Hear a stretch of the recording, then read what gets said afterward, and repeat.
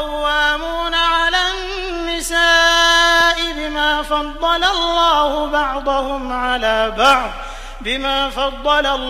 بعضهم على بعض وبما أنفقوا من أموالهم فالصالحات قانتات حافظات للغيب بما حفظ الله واللاتي تخافون نشوزهن فعظوهن واهجروهن في المضاجع واضربوهن فإن أطعنكم فلا تبغوا عليهن سبيلا إن الله كان عليا كبيرا إن خفتم شقاق بينهما فابعثوا حكما من أهله وحكما من أهلها إن يريدا إصلاحا يوفق الله بينهما إن الله كان عليما خبيرا.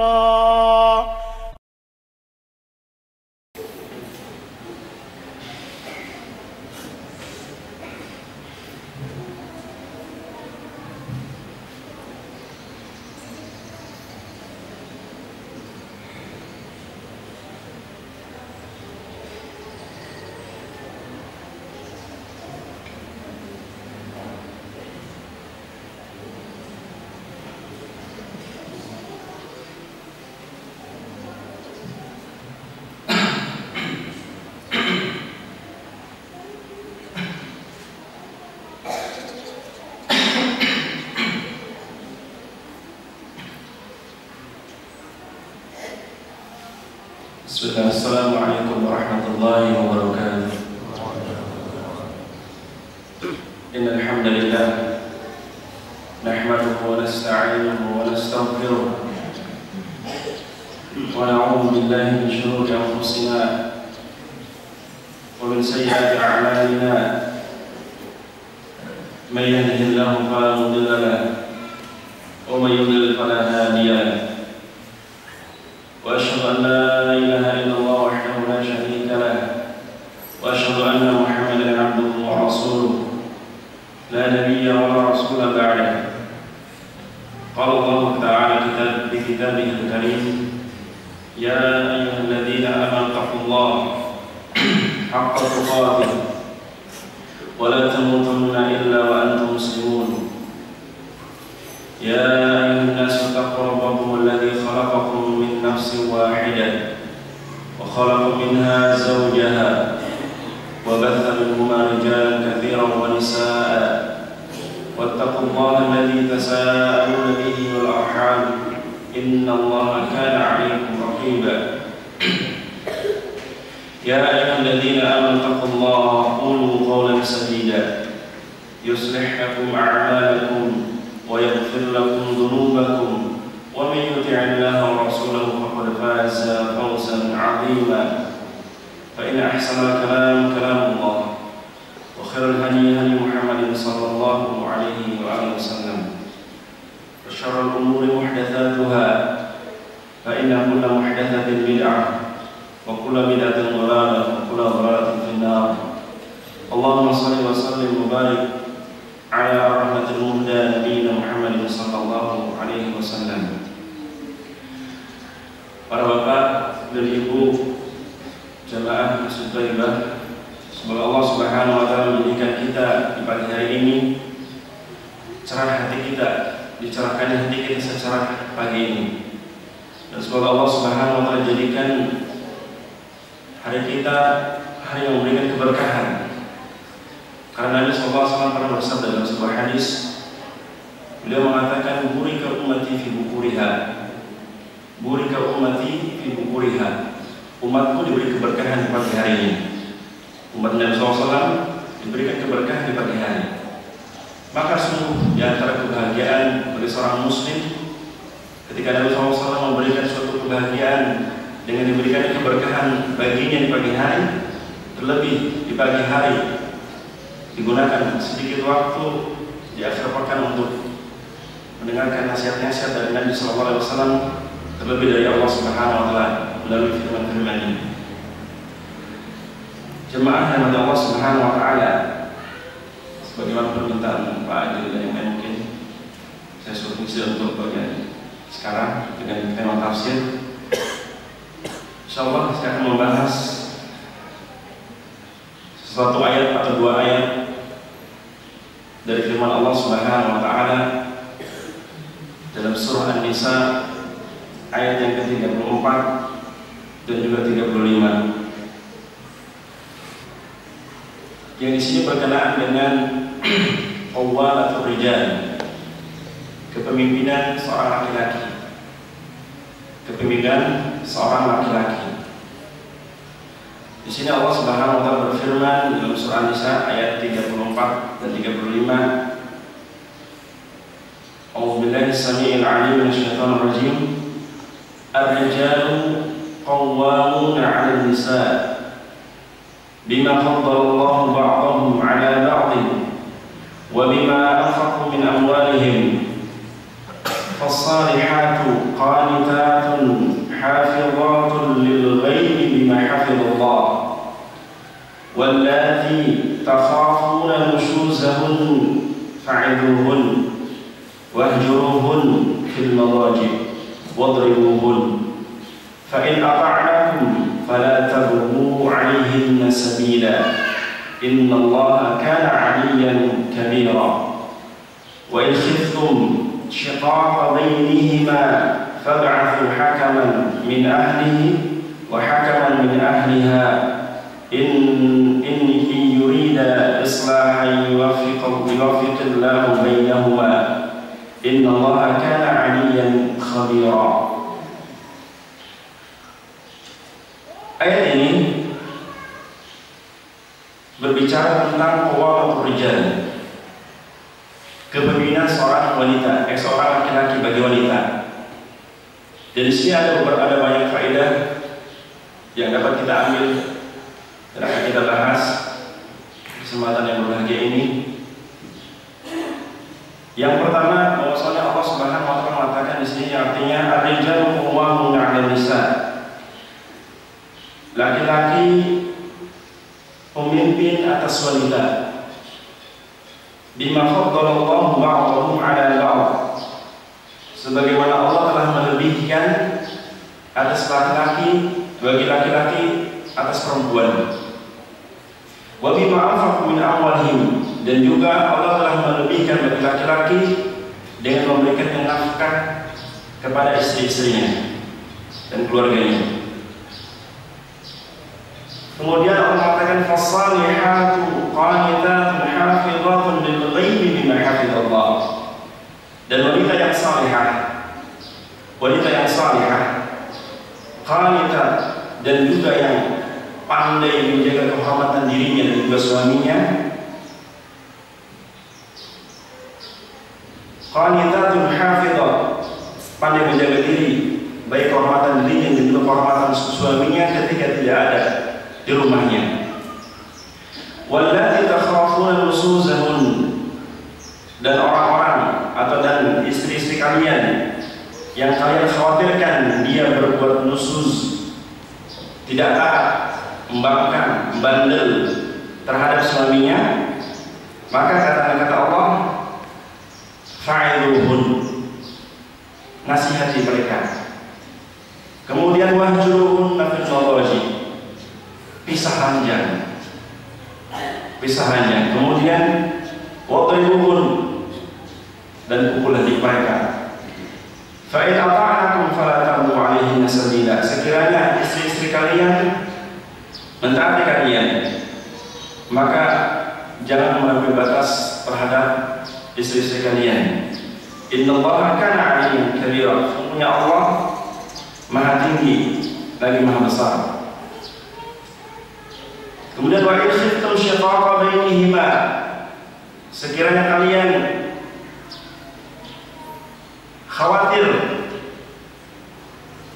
terjadinya perselisihan di antara keduanya yang sulit diselesaikan, pertikaian suami istri yang sulit diselesaikan, maka Allah memerintahkan fab'athu hakaman min ahlihi, utuslah salah seorang keluarga dari pihak laki-laki, dari pihak suami, dan juga wa hakaman min ahliha, dari pihak istri. In yurida islahan yuwaffiqillahu bainahuma. Sekiranya di antara hakim tersebut, di antara utusan pihak suami maupun istri menginginkan perbaikan dan islah terhadap rumah tangga, maka di sini maka Allah akan memberikan taufik kepada keduanya sehingga akan bersatu kembali. Innallaha kana 'aliyan khabira. Sesungguhnya Allah Maha tinggi lagi Maha mengetahui. Jemaah kepada Allah Subhanahu wa taala.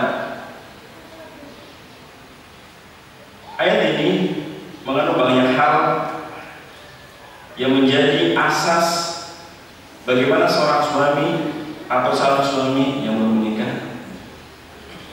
untuk memperhatikan etika dalam rumah tangga, baik dari kepemimpinan, bagaimana memimpin keluarganya, atau bagaimana ketika terjadinya perselisihan dalam rumah tangga. Dan saya kira tidak ada rumah tangga yang tidak ada masalah. Tidak ada rumah tangga yang tidak punya masalah, sampai pun Baitul Nubuwah, rumah kenabian, rumah tangga kenabian dan kita Muhammad SAW tidak terlepas dari yang namanya masalah. Tetapi di sini Allah Subhanahu wa taala memberikan solusi.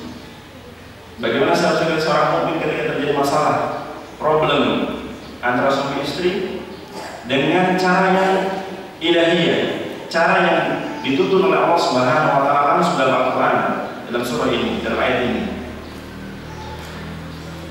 Para ulama mengatakan di antaranya Syekh Abu Bakar Al-Jazairi tentang makna qawwam. Terkadang sebagai laki-laki ketika terjadinya perselisihan dalam rumah tangga biasanya buat dalil ayat ini. Ar-rijal qawwamuna 'alan nisa. Laki-laki itu pemimpin bagi laki-laki. Jadi kamu jangan bersikap hendak menggulingkan kepemimpinanku. Banyak pertikaian di antara rumah tangga kaum muslimin.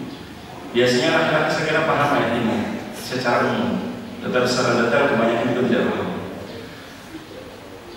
Syekh Abu Bakar Al-Jazairi dalam tafsiran kitab Aisyah Fasir di Kalam Al-Ali Al-Kabir, beliau menjelaskan makna qawwam yang sering kita sebut-sebut dalam ayat ini tadi. Qawwam itu kalimat jamak dari kata qawwam. Qawwamun itu jamak, mufradnya tunggalnya, bentuk tunggalnya qawwam. Makanya tadi dalam ayat tadi ar-rijalu qawwam, bentuk jamak, laki-laki. Jadi para laki qawwamun, pemimpin. Kata Syekh Abu Bakar Al-Jazairi mengatakan dalam kitab tafsirnya, yang dimaksud qawwam yang ada pada laki maksudnya adalah huwa man yaqumu 'ala syai'i ri'ayatan wa himayatan wa islahan. Dikatakan seorang laki-laki qawwam bagi istrinya karena dia melakukan sesuatu ri'ayatan, pemeliharaan, ngopeni istilahnya itu, terhadap keluarganya, terhadap anak istrinya, himayatan, dan juga melindungi keluarganya, wa islahan, dan juga mengadakan perbaikan ketika terjadi masalah dalam keluarga.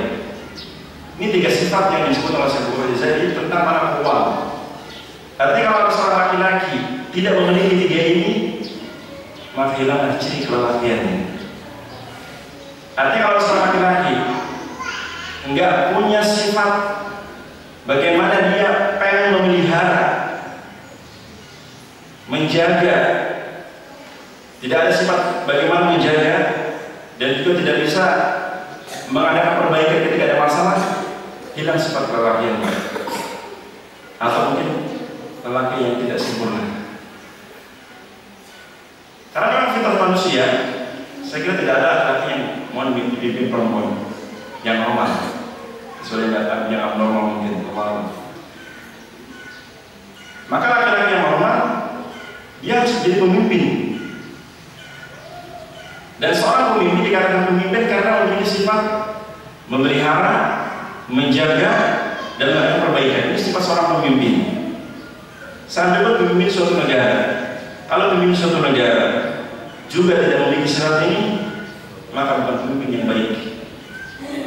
Kalau pemimpin kerjaannya bikin huru-hara, bikin kacau rakyatnya, itu bukan pemimpin yang baik.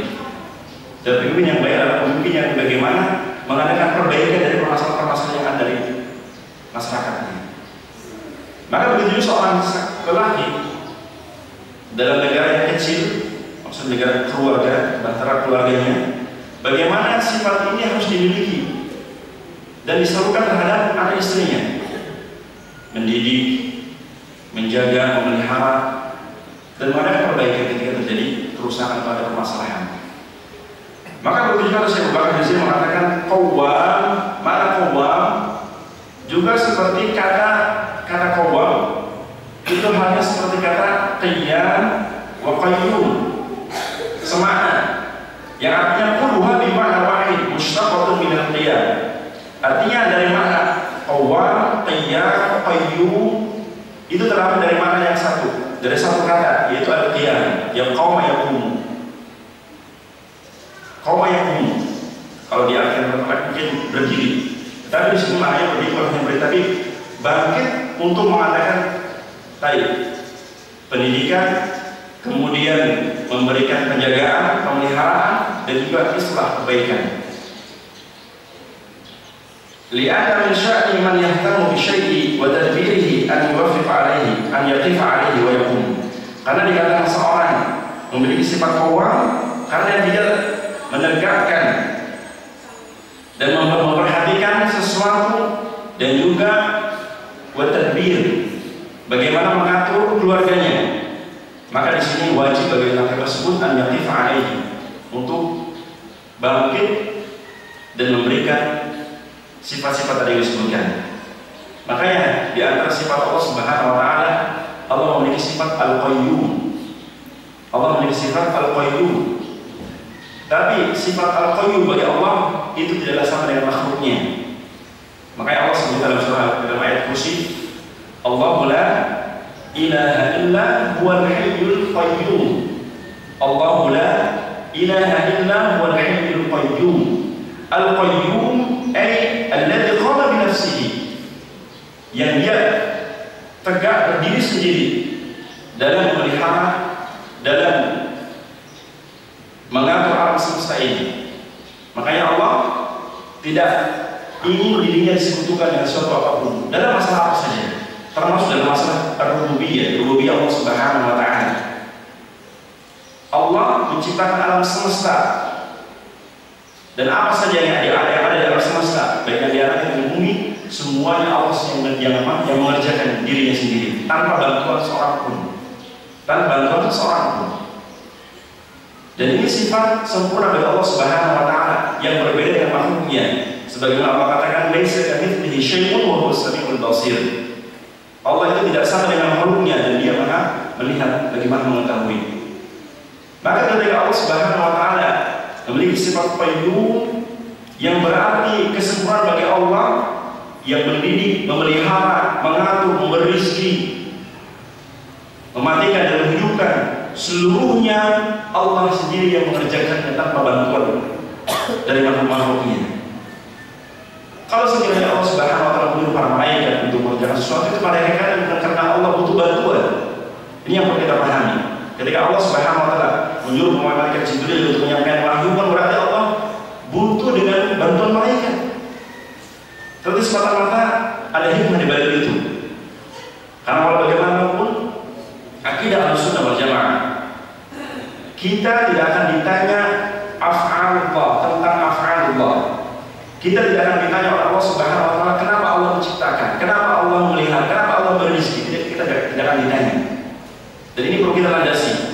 Dan ini pembeda dengan orang-orang filsafat dan orang ahli kalam yang dikit-dikit kenapa Allah seperti ini, kenapa Allah seperti ini. Pembeda dengan akidah-akidah yang lain.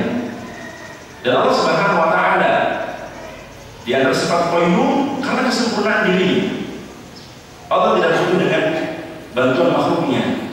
Bahkan sekiranya seluruh makhluknya membangkang kepada Allah Subhanahu wa taala sampai para malaikat, maka Allah tidak berkecil hati dan Allah tidak merasa dirugikan. Dan ini sifat kesempurnaan bagi Allah Subhanahu wa taala. Tetapi sifat qawwam bagi laki-laki dari makhluk Allah tentu berbeda dengan Allah Subhanahu wa taala. Artinya, ketika seorang laki-laki memberikan penjagaan kepada makhluk, kepada keluarganya, ini terbatas. Terbukti masih banyak kepala-kepala rumah tangga yang keteledoran gak bisa bimbing anak istrinya. Kenapa? Karena keterbatasan dan kurangnya sifat manusia, sifatnya laki-laki tentang kepemimpinan. Banyak para suami atau para bapak punya anak dibiarkan begitu saja.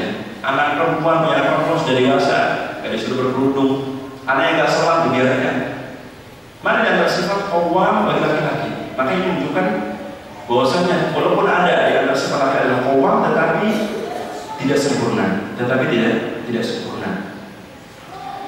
Maka di sini Allah mengatakan, Allahu la ilaha illa huwal hayyul qayyum. Dia Allah yang tidak ada ilah yang berhak disembah melainkan Dia yang maha hidup, lagi maha berdiri sendiri dan mengurus makhluk-makhluknya.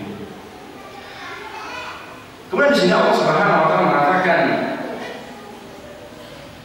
dalam ayat tersebut, ketika Allah mengatakan ar-rijalu qawwamuna 'ala nisa, laki-laki pemimpin bagi laki-laki pemimpin atas wanita, atas para istri-istrinya adalah ay qawwamuna 'alaihinna bi'ilzamihinna bi huquqillahi ta'ala. Jadi di sini Syekh Nasir As-Sa'di mengatakan di tafsirnya Al-Taisir Karimur Rahman, beliau mengatakan tentang ar-rijalu qawwamuna 'ala nisa, maknanya adalah yaitu qawwamuna 'alaihinna, memimpin dan memelihara terhadap istri-istri mereka, terhadap keluarga mereka. Bi'ilzamihinna, dengan betul-betul memperhatikan keluarganya. Bi huquqillahi ta'ala, tetapi dengan peraturan-peraturan atau dengan hal-hal yang diperintahkan oleh Allah Subhanahu wa taala, minal muhafadzah, dengan memberikan penjagaan ala faraidhihi, yang menjadi kebutuhan wajib bagi keluarganya, baik dari segi nafkah dan yang lainnya. Kemudian wa kafihinna 'anil mafasid, dan memberikan larangan atau melarang keluarganya untuk berbuat kerusakan. Ini sifat qawwam. Sifat qawwam laki-laki kata Syekh Nasir As-Sa'di adalah ketika anak istrinya atau keluarga yang berbuat sesuatu kerusakan, maka dia melarangnya, menasihatinya, tidak membiarkan atas istilahnya sikap acuh tak acuh, cuek.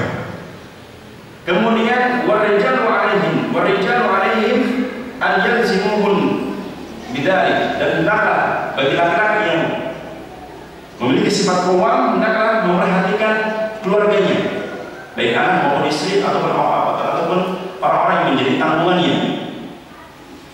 Qawwamun 'alaihinna aidan bil infaqi 'alaihinna. Kemudian juga dikatakan seorang laki qawwam karena seorang laki-laki memberikan infak, nafkah. Karena dalam bahasa Arab memberikan nafkah dan juga berbeda kata infak. Dan mana infak juga maknanya macam-macam, ada infak wajib dan infak sunnah. Maka kalau infak yang ditujukan kepada istri, keluarga, itu wajib. Tetapi infak kepada orang lain itu sunnah. Sebagaimana Nabi SAW pernah mengatakan dalam suatu hadis yang diterima Tirmidzi, di mana bahwasanya satu dinar yang diinfakkan oleh seorang laki-laki kepada fakir miskin, kepada ibnu sabil, dan satu dinar diinfakkan lagi kepada keluarganya, anak istrinya, maka min afdolihima, yang utama dari keduanya adalah kepada berinfak kepada keluarganya. Kenapa namanya kata afdol dan wajib dan mulia? Karena infak kepada orang lain hukumnya sunnah. Bapak berinfak kepada orang lain fakir miskin itu sunnah hukumnya. Artinya kalau nggak berinfak nggak menjadi dosa. Tetapi ketika seorang suami nggak berinfak kepada anak istrinya dihitung dosa. Makanya lebih utama dan mulia. Karena apa? Karena wajibnya tadi. Kemudian di sini maka kata Syekh, qawwam bagi laki-laki dengan memberikan infak, nafkah, bahkan juga memberikan kiswah, pakaian. Ini juga wajiban.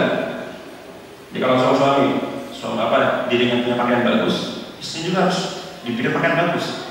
Jangan dirinya bagus banget, istrinya kucel pakaiannya atau anaknya terkucel. Dia senang merapikan dia, tetapi anak-anaknya tidak dipedulikan, anak istrinya. Maka bersifat laki-laki yang baik. Dan juga memberikan al-maskan, tempat tinggal. Permasalahan di sini yang terakhir adalah permasalahan maskan, tempat tinggal.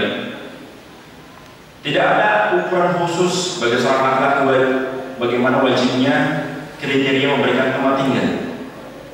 Nah, tidak harus rumah yang mewah atau yang keramiknya bagus, arsiteknya bagus, tidak harus. Tetapi di sini adalah bagaimana dia memberikan tempat tinggal yang layak kepada istrinya, sebagaimana dia bertempat tinggal sebatas kemampuannya. Dan di sini juga berperhatian bagi seorang wanita, seorang istri, jangan menuntut lebih kepada suaminya kalau suaminya nggak mampu. Nah, jangan menuntut lebih. Saya pernah ditanya oleh salah seorang ibu-ibu ketika di Jakarta melalui telepon, ketika saya dulu bekerja di Jakarta dengan di kantor konsultasi rumah tangga. Pernah bertanya, Ustaz, kewajiban memberi rumah itu wajib nggak sih? Karena saya bertanya seperti itu. Artinya ada dalilnya nggak sih dalam Al-Quran hadis tentang wajibnya bagi suami untuk memberikan rumah? Dan seperti apa kriterianya? Saya bertanya, emang kenapa Bu? Karena selama ini gini Ustaz, selama ini suami saya tuh kayak mengelak kalau saya minta tempat tinggal. Saya selama ini sampai detik ini saya masih tinggal bersama orang tua saya. Tetapi masalahnya, saya ini istri yang keempat. Saya istri yang keempat. Tidak jadi mas laki-laki. Kalau kita aduk, berhenti-henti. Saya istri yang keempat. Saya pribadi mampu. Artinya saya mungkin orang ngomongnya saya orang berada. Saya pribadi orang berada. Tetapi sekiranya semudah-mudahnya saya, emang saya basic dari umum. Tapi sehemat saya, walaupun seorang laki-laki punya 1, 2, 3, 4 istri, tetapi wajib bagi dia untuk memberikan nafkah. Memberikan nafkah, baik uang belanja juga tempat tinggal. Nah, meskipun saya punya uang, dan ini uang saya, itu bagaimana Ustaz? Saya jawab bahwasannya, Bu, ada dalam Al-Quran Allah Subhanahu wa Ta'ala mewajibkan seorang laki-laki untuk memberikan tempat tinggal yang layak sesuai kemampuannya. Allah sebutkan dalam surah At-Talaq ayat yang ke-6 atau sebelumnya, ayat ke-5 atau siapa lupa ayatnya, tapi surah At-Talaq Allah mengatakan dan memerintahkan kepada laki-laki yang memiliki sifat keuangan, kata Allah, wa askinuhunna min haitsu sakantum min wujdikum. Wahai para lelaki yang kalian memiliki sifat keuangan, kata Allah, askinuhun, tempatkan, beri tempat tinggal kepada istri-istri kalian, kepada keluarga, anak istri kalian, min haitsu sakantum, di mana kalian bertempat tinggal. Artinya, kalau kalian bertempat tinggal, maka disitulah istri kalian bertempat tinggal. Ya. Tetapi kata Allah, min wujdikum, sesuai kemampuan kalian.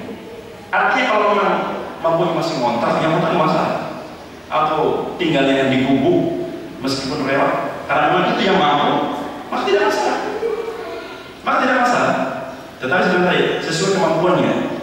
Artinya dia mampu lebih untuk bisa bikin rumah yang nggak layak karena harus bikin rewat, gitu maksudnya. Artinya sesuai kemampuan di sini, sesuai kemampuan yang dia miliki dari harta dan yang lainnya. Dan ini wajib. Allah mengatakan askinuhun, tempatkan,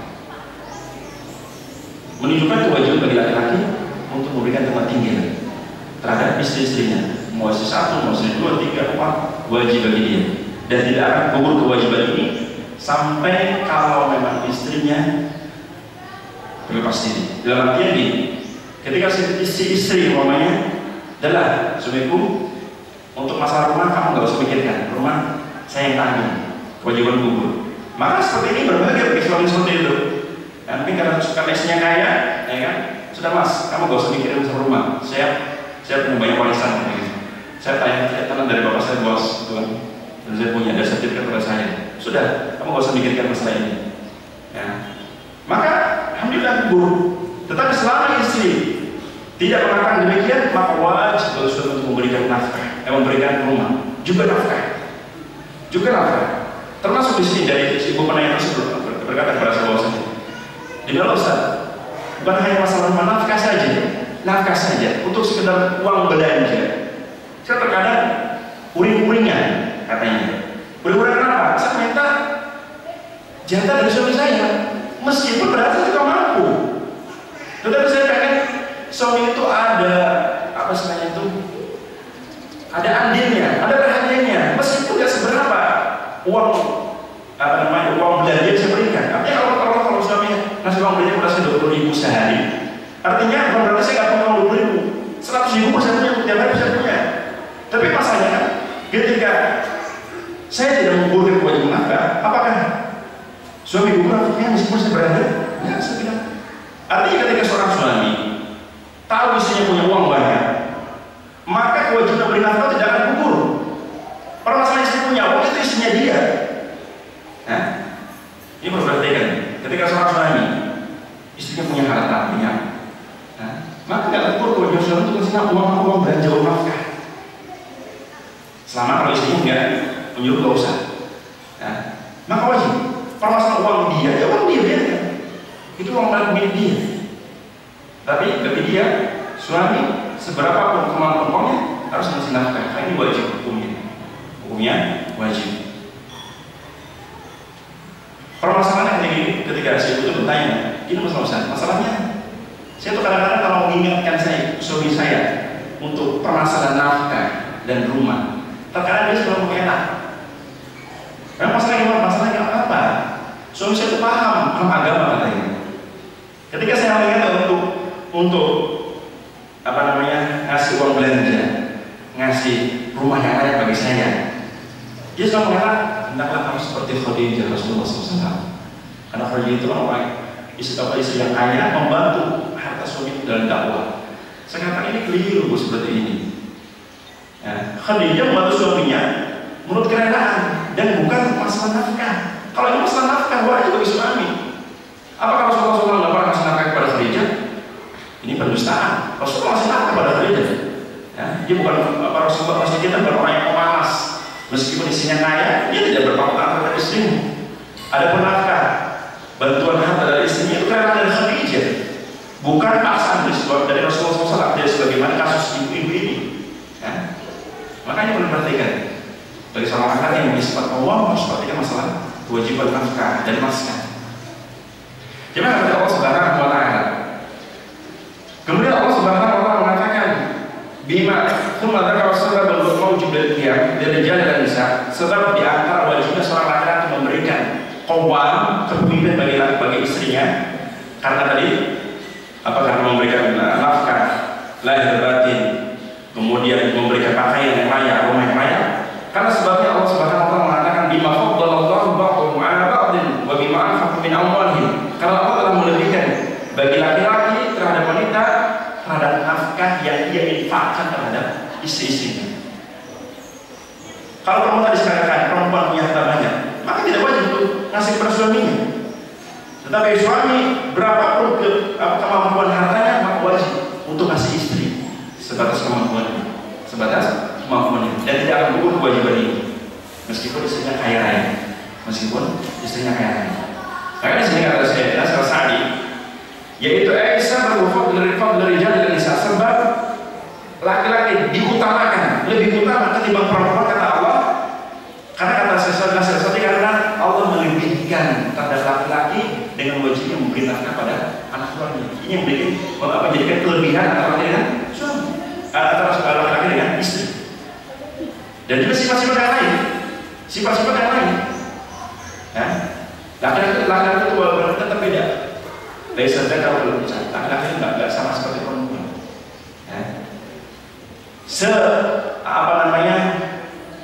Tingginya level perempuan. Kalau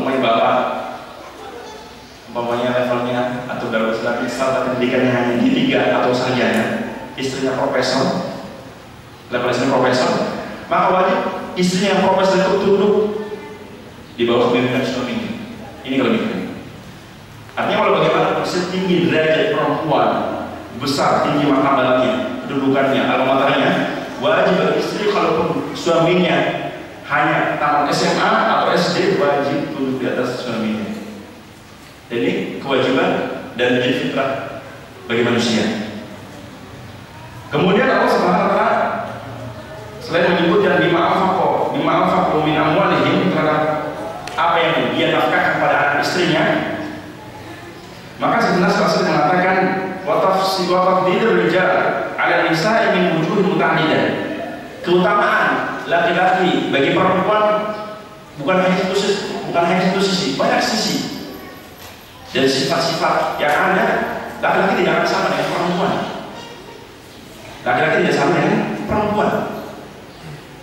Kemudian min kaunil wilayah al-mukhtassa birrijal. Dari segi tadi kepemimpinan, kepengurusan atau pemeliharaan, wan nubuwah, warisalah, begitu kenabian dan kerisalahan, Allah hanya amanahkan kepada laki-laki. Makanya nggak ada nabi-nabi dari kalangan perempuan. Nah, kalau nabi dari kalangan perempuan, kalau lagi haid atau datang bulan, gimana mau bertemu dengan Allah Subhanahu wa taala? Ini yang masalah. Makanya Allah melebihkan laki-laki dari perempuan dari berbagai sisi, banyak sekali, bukan hanya satu sisi. Kemudian kata Sayyidina Sa'ad yang mengatakan wa bima khassahumullahu bihi minal aql, dan Allah juga memberikan kelebihan bagi laki-laki karena akalnya. Seorang laki-laki kalau ada masalah, saya kira nggak ada laki-laki kalau ada masalah langsung nangis. Kalau ada laki-laki langsung nangis, ini sifatnya perempuan. Makanya dia ada sering perempuan kalau ada masalah, bisa nangis, keluar air mata untuk meluapkan kekesalan atau meluapkan masalah yang sulit dilakukan. Maka seorang suami kalau ada masalah, istrinya nangis, ikut nangis, nggak akan selesai masalah, nggak akan selesai. Makanya sifat perempuan bagi laki-laki adalah bedanya akal dan sifat. Bahkan seperti sekarang tadi, bahwasanya kelebihan laki-laki bagi saat wanita pada satu sisi dalam masalah berbagai hal, seperti nafkah dari seorang suami atau seorang suami menikah, seorang laki-laki menikah, maka yang wajib nafkah dan bagi laki-laki bukan perempuan. Begitu juga dalam masalah warisan, Allah mengatakan lidzakari mithlu hadzil unthayaini. Bagi laki-laki itu dalam harta warisan dua bagian dari perempuan. Dua kali lipatnya perempuan. Dan ini kelebihan yang Allah langsung berikan kepada laki-laki. Maka bagi para istri, kalau ditanya masa ini dengan para suaminya, sebagaimana yang digubur oleh orang-orang orientalis, masalah apa? Gender, persamaan hak asasi, persamaan. Sangat sulit. Walau bagaimanapun gak akan bisa sama sampai hari kiamat pun, laki-laki dan perempuan gak akan bisa disamakan. Gak akan bisa disamakan.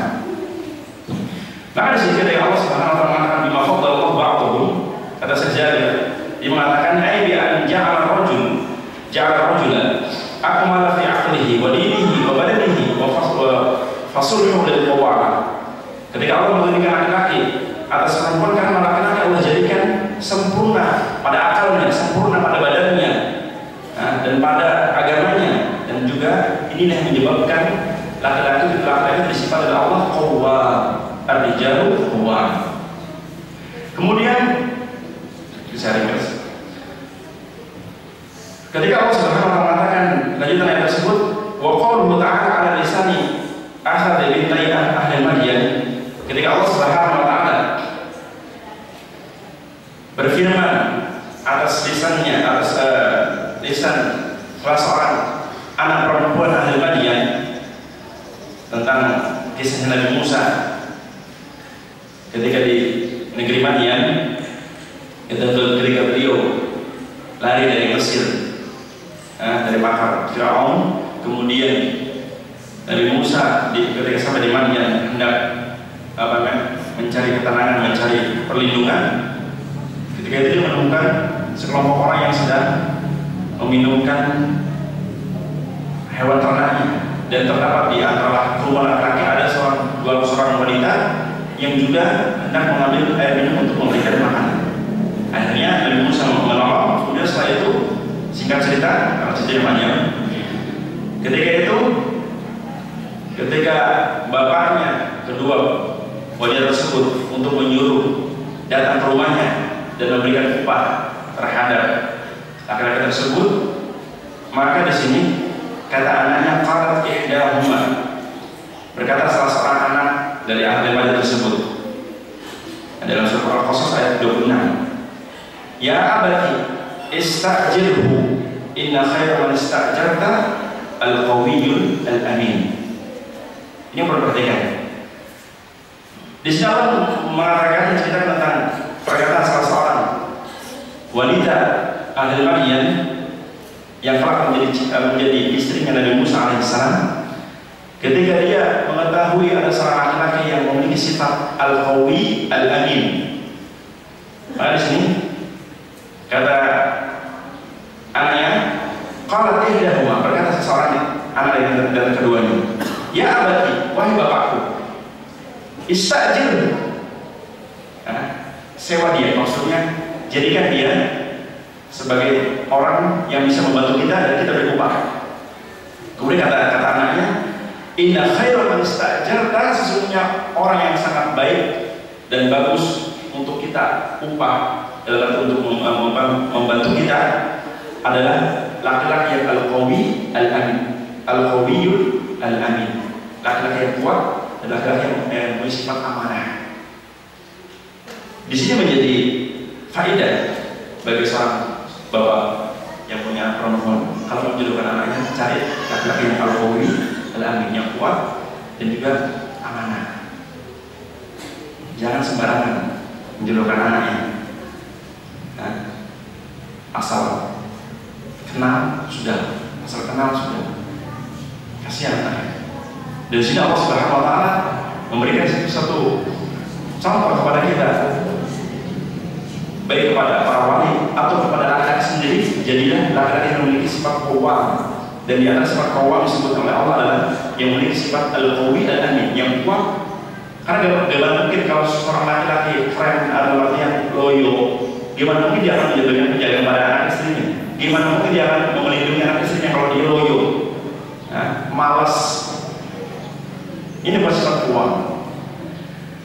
Kemudian Allah berfirman juga dari lanjutan ayat tadi, wa bima anfaqu min amwalihim wa hadha 'amilun akhar mimma thabatat bihi al-qawamah lirijal.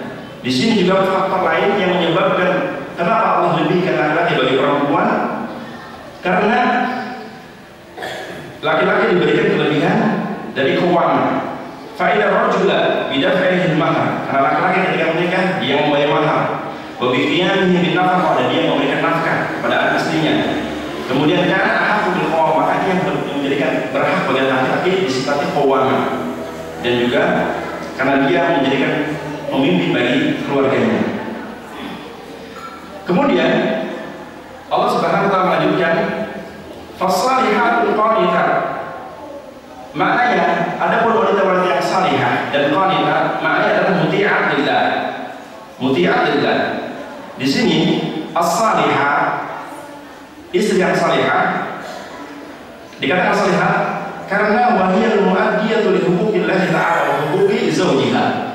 Dikatakan seorang wanita as-salihah memiliki sifat salihah karena dia melakukan sesuatu apa yang menjadi hak Allah dan menjadi hak suaminya.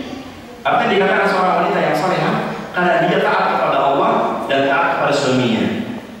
Kalau ada pasangan istri kerjaan membantah, suami terus bantah, terus dikit-dikit suami dibantah, dikhawatirkan itu tetap sukses yang saleh. Kemudian qanitat, apa itu makna qanitat? Qanitat artinya muti'atun lillahi azza wa jalla wa li azwajihi, yaitu orang yang taat kepada Allah dan kepada para suaminya. Hafidhatul lil ghaibi, dia memberikan dia bersikap apa? Menjaga dirinya. Artinya dia berusaha menjaga kehormatan dirinya dan kehormatan suaminya, terlebih-lebih ketika suami tidak ada di rumah. Ini adalah sifat as-salihah, qanitat, seorang perempuan yang salih dan qanitat, muti'at lillah wa li azwajihi. Seorang istri yang taat kepada Allah Subhanahu wa Ta'ala, tentunya yang dimaksudkan kepada Allah adalah taat kepada perintah-perintah Allah Subhanahu wa Ta'ala, termasuk dan dari hal dan lain hal. Di sini kita sering mungkin mendapati di masyarakat bahwasannya, saya pernah mendapat orang bahwasannya nggak apa-apa lah perempuan istri saya nggak berjilbab, kan yang penting dia soleha. Di sini ada pemahaman yang keliru di masyarakat bahwasannya soleha seorang perempuan karena taat kepada suaminya saja, tanpa memperhatikan ketaatan kepada Allah Subhanahu wa Ta'ala. Nah, yang penting istri saya soleha walaupun nggak berjilbab. Kira-kira sepakat nggak Pak? Setuju nggak kalau wanita soleha itu yang taat pada suaminya walaupun meskipun nggak berjilbab? Setuju nggak? Tidak. Kenapa tidak? Karena melanggar perintah Allah Subhanahu wa Ta'ala. Bagaimana kita dikatakan saleh kalau melanggar perintah Allah Subhanahu wa Ta'ala? Padahal Allah Subhanahu wa Ta'ala mengatakan, ya ayuhan nabi, wahai nabi, qul li azwajika, ya ayuhan nabi, qul li azwajika wa banatika, wahai nabi, katakan kepada istri-istrimu dan kepada anak-anak perempuanmu, wa lisa'il mu'minin, dan katakan kepada istri-istri kaum mukminin, alaihina an yudnina min jalabibihin, hendaklah mereka mengulurkan jilbab mereka sampai kepada dada-dada mereka. Artinya Allah memerintahkan para istri-istri, para perempuan untuk mengulurkan, untuk aurat, bahkan masalah untuk aurat, lebih dari itu, untuk bagaimana tidak timbul fitnah ketika berhijab juga. Nah, jadi itu menjadi bantah orang yang katanya berjilbab, katanya berhijab, tetapi masih menimbulkan syahwat laki-laki. Itu ibaratkan apa? Berjilbab tapi bermodel, jilbab tapi transparan, jilbab tapi menarik laki-laki lain. Tentunya ini tidak termasuk kriteria orang yang wanitanya berhijab secara syar'i. Dan itu di atas sifat salihah qanitat. Kemudian saya ringkaskan panjang penjabarannya, tapi di sini saya ringkas. Kemudian Allah Subhanahu wa Ta'ala menyebutkan firman-Nya, wallati takhafuna nusuzahun, dan istri-istri yang kalian khawatirkan berbuat nusuz. Misalnya ini juga faedah.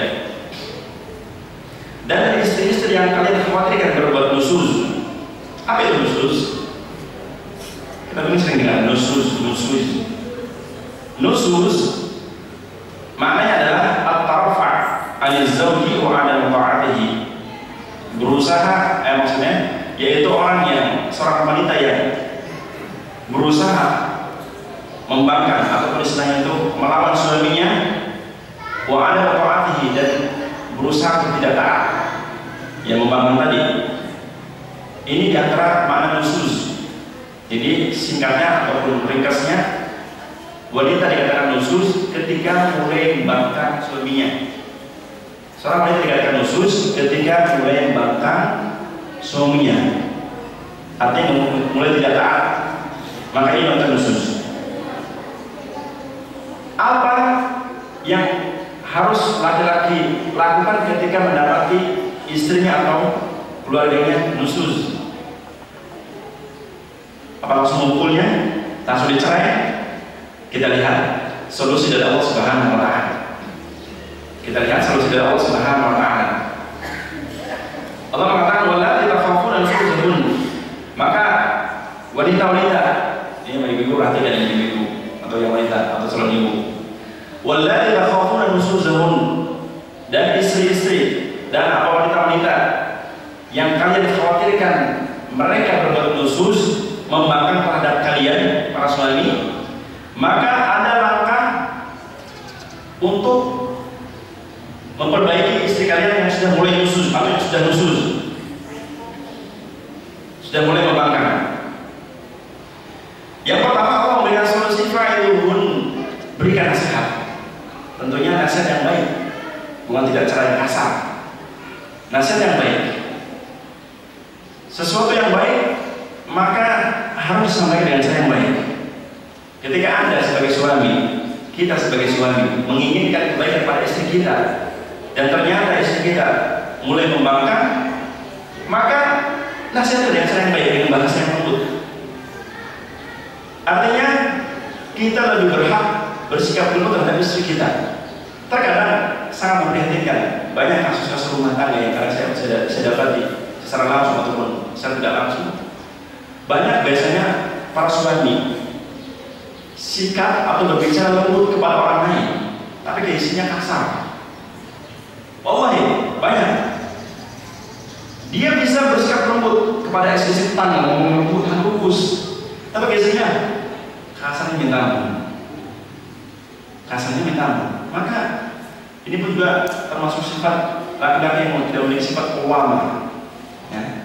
Maka di sini ketika seorang laki-laki, seorang suami mendapati istrinya atau anak-anak perempuannya mulai enggak taat, maka nasihat dengan cara yang baik, dengan cara yang lembut. Terkhusus bagi orang bagi suami ketika hendak menasihati istrinya, saya kira tidak ada ketika seorang suami hendak menasihati istrinya, nggak ada yang menginginkan suami itu sumbang. Saya kira nggak ada yang ngomong. Pengennya nasihatnya langsung mempan, langsung nurut. Saya kira gitu kan. Cuma masalahnya tidak semua orang yang pengen ketika nasihati mempan langsung nurut, tapi caranya. Nah, biasanya ketika istri salah di depan keluarganya, dek kamu seperti apa sih? Itu gak bagus itu. Di depan keluarganya, saya kira istri pun nggak ada yang setuju kalau disalahkan. Walaupun tahu itu salah, tapi di depan keluarganya, di depan kerabat, di depan anak-anaknya, ini kan menjadi aib bagi anak-anak atau bagi keluarga yang lain. Aib bagi istrinya, aib bagi suami juga. Hah? Maka tolong cari waktu yang tepat.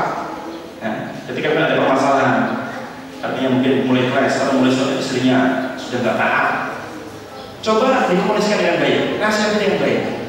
Cari waktu yang tepat, waktu ketika keduanya lagi fresh otaknya. Malam ketika sudah tidur, sudah hening di waktu malam, coba berbicara dua permasalahan yang ada. Saya kira akan memberikan solusi yang baik.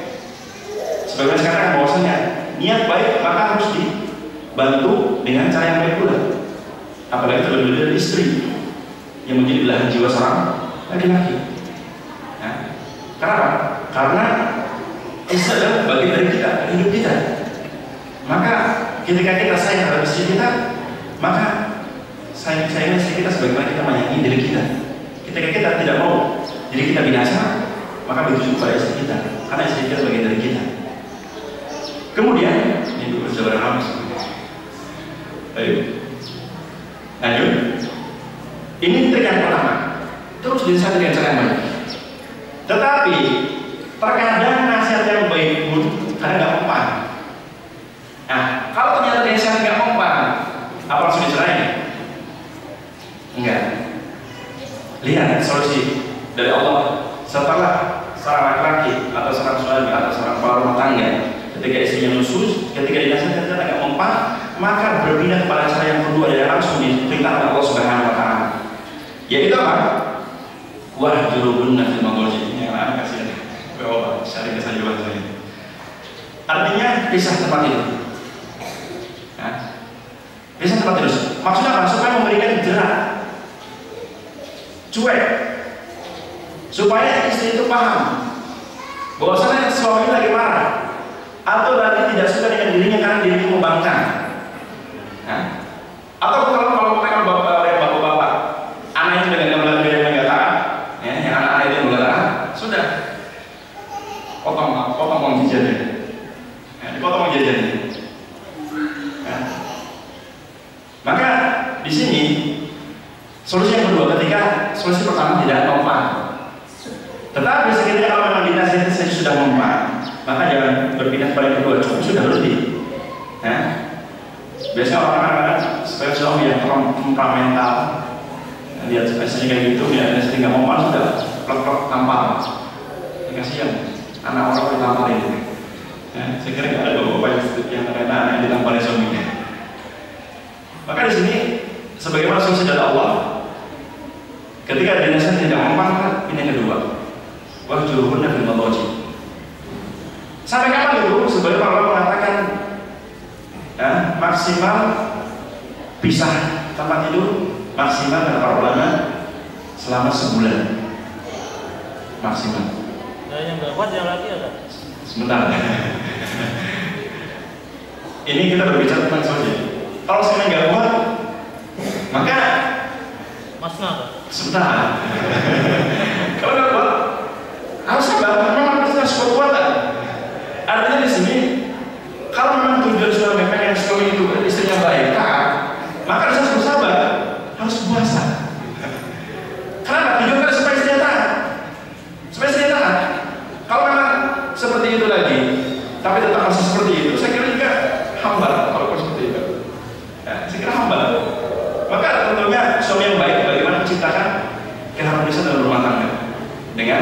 Tadi seperti ketika dia nggak mau dinasihatin, maka tujuan kita pisah teman-teman itu supaya taat dan baik kepada kita dan kita ketika bermuat dengan dia merasa enak. Kemudian selanjut, ketika tidak bisa yang kedua maka berpindah kepada cara yang ketiga, wadribuhun, pukul istri kalian. Tetapi di sini yang perlu digarisbawahi, mukul bukan berarti mukul seenaknya, tampar pipi, tampar kanan kiri, kepalanya pukul. Ini bukan pukul yang mendidik. Para ulama mengatakan yang dimaksud wadribuhun, pukulan istri kalian maksudnya kata ulama darbun ghairu mubarrih, pukulan yang tidak membuat luka. Jadi pukulan yang tidak sampai keluar darah, pukulan yang tidak sampai memar, pukulan yang tidak sampai patah tulangnya. Ini kalau sampai itu kasihan mana orang ya. Pukul istri sampai jadi pukul sampai. Kenapa? Mungkin mudah-mudahan yang ada di sini nggak ada yang berbuat pada istrinya. Demi Allah, kita dari Arab Saudi ketika ada acara radio tanya jawab fatwa di radio waktu itu yang mengisi adalah saya Saleh Fauzan yang tanya jawab. Ada seorang anak bertanya kepada saya seorang waktu itu nanti di acara radio tidak terperang. Wahai Syekh, apa nasihat Anda buat bapak saya? Kenapa? Karena bapak saya orang yang sangat kasar, temperamental. Saya sering memperhatikan percekcokan antara bapak dan ibu saya di depan mata saya dari sejak kecil. Bahkan terakhir kali 2 bulan yang lalu, bapak saya memukul ibu saya, maksud istrinya sampai lumpuh kakinya, dan sampai detik ini ibu saya masih di rumah sakit. Kiranya apa nasihat dari Syekh supaya tambah pada diri saya dan supaya bagaimana cara nasihat bapak saya? Sungguh saya ketika itu merasa ngenes ketika ada seorang suami dan disaksikan oleh anak-anaknya kekasaran terhadap istrinya, bahkan sampai lumpuh istrinya disebabkan kasaran seorang suami terhadap istrinya. Di sini bahwasanya kita bisa mengatakan bahwasanya hendaklah bersabar, kemudian nasihati, cari pihak lain, pihak keluarga, baik keluarga bapak atau istri untuk mempertemukan. Kalau sekiranya sulit, maka solusi terakhir perceraian. Solusi terakhir kalau memang sudah dipertemukan. Dari ini diskusi yang terakhir nanti. Baik, maka hendaknya seorang suami, kalaupun memang ketika tingkatan pertama nggak mempan, kedua nggak mempan, ketiga yang memukul itu mempunyai kata pertama pukulan yang tidak membekas. Ya, mungkin bisa ada pukul dengan lidi satu dipukul pakai lidi satu. Yang intinya memberikan takdir supaya jerak, supaya istri itu manut atau mungkin pukul membantah. Ya, intinya supaya memberikan jerak, memberikan jerak. Jangan kepada Allah Subhanahu Wa Taala. Dipanggil lagi, kita tanya jawab. Kemudian setelah Allah Subhanahu Wa Taala memberikan 3 solusi tadi, ketika seorang suami mendapat istri nusus, maka langkah pertama beri nasihat. Ketika nggak mau nasihat, langkah kedua baru pindah langkah yang kedua. Artinya kalau langkah pertama sudah mempan, jangan coba-coba ke berikutnya, karena Allah melarang. Makanya di sini Allah di akhir ayat tadi,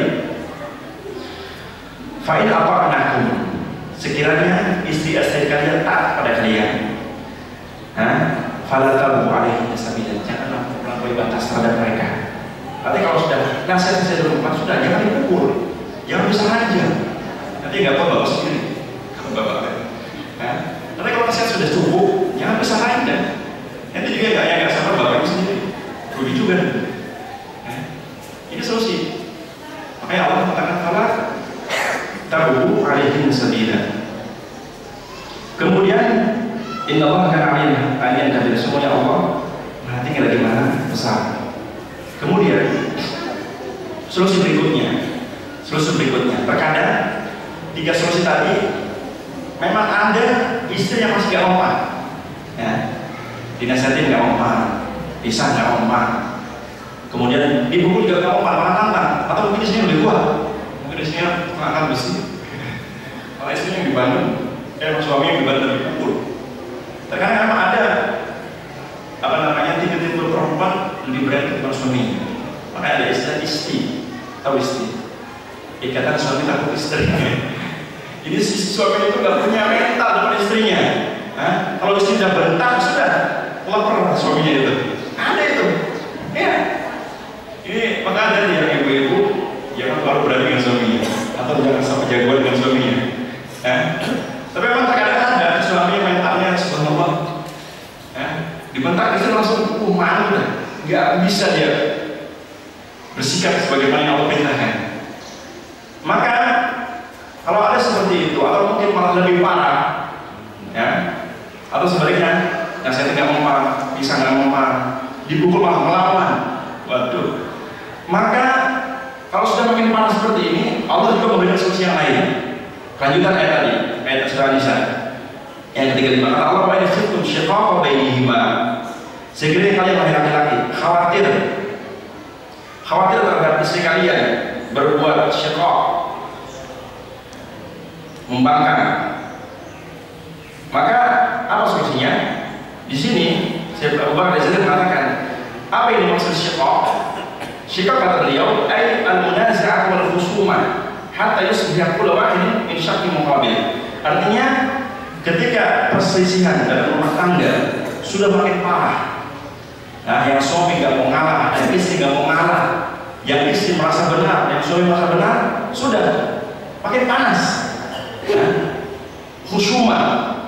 Maka di sini Allah memberikan solusi. Fab'athu hakaman min ahlihi, maka hadirkan seorang hakim dari pihak suami dan juga seorang hakim dari pihak istri. Artinya mungkin coba kumpulkan.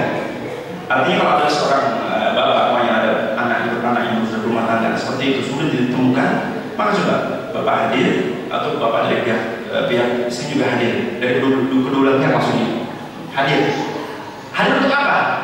Untuk dirundingkan, tujuan untuk disatukan, bukan langsung untuk dicerai. Karena dalam Islam para ulama mengatakan al-aslu fi zawaj al-baqa. Dalam kaidah fikih para ulama mengatakan al-aslu fi zawaj al-baqa, asal dari sebuah pernikahan dalam Islam adalah untuk kekekalan, untuk langgam. Makanya jangan dikit cerai.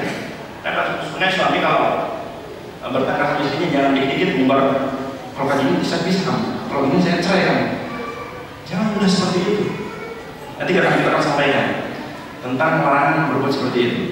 Makanya di sini asal dari sebuah pernikahan untuk kekekalan. Makanya ketika ada problem kemudian dalam rumah tangga dan sudah berusaha masih tetap seperti itu, maka solusi yang lain, hadirkan kedua belah pihak dari keluarga, dari pihak istri juga suami. Yang itu tujuan untuk memperbaiki. Karena apa? Karena biasanya kalau sudah kedua belah pihak sudah kacau, istri sudah marah, nggak terima, suami nggak terima, maka sulit untuk bisa berpikir normal. Makanya orang yang marah itu nggak bisa berpikir normal. Jarang orang ketika marah bisa berpikir normal.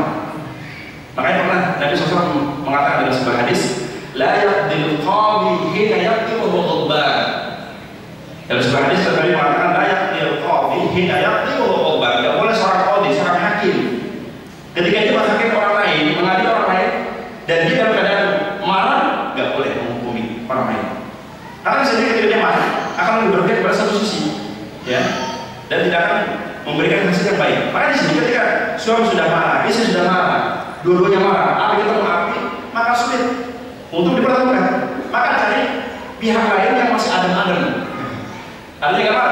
Dari pihak bapak suami atau bapak istri berunding, didudukkan bareng, cari solusinya, cari masalahnya kenapa? Kenapa nggak bisa dirundingkan? Kenapa? Tetapi ketika dirundingkan ternyata masih ngeyel dan memang tantangan pisah memang lebih berat dari kedua pihak, kami suami dan pengen pisah, istri pengen pisah, maka mungkin solusi terakhir adalah faktor cerai. Tetapi ini solusi yang paling akhir. Kenapa? Karena memang tadi asal dari sebuah pernikahan adalah al-baqa, untuk kekekalan.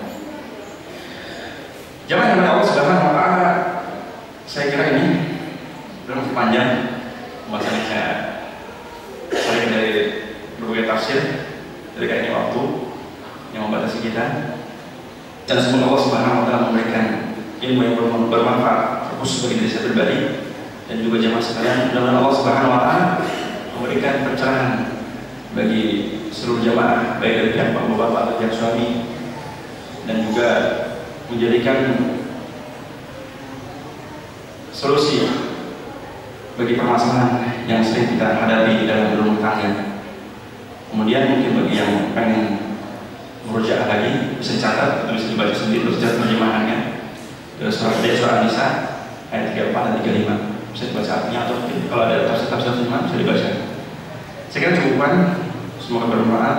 Mungkin ada pertanyaan silakan. Sallallahu alaihi wasallam. Ada pertanyaan?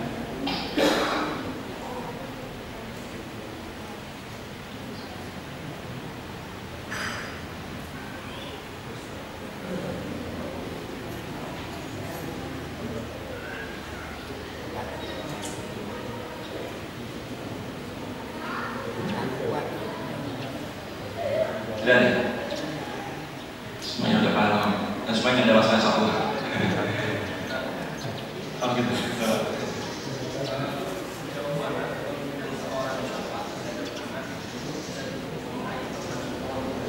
Gimana? Sudah.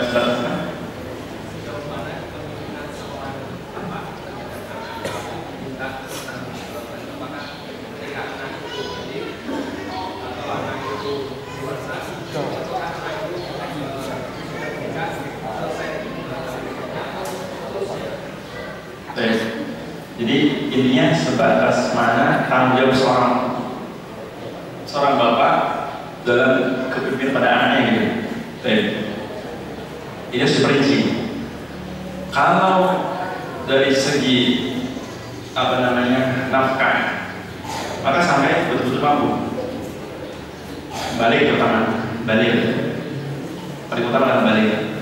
Meskipun sebagian orang mengatakan meskipun lewat balik, kalau dia belum mampu, maka juga tetap seorang bapak, seorang kepala rumah tangga memberikan nafkah kepada anaknya meskipun lewat balik.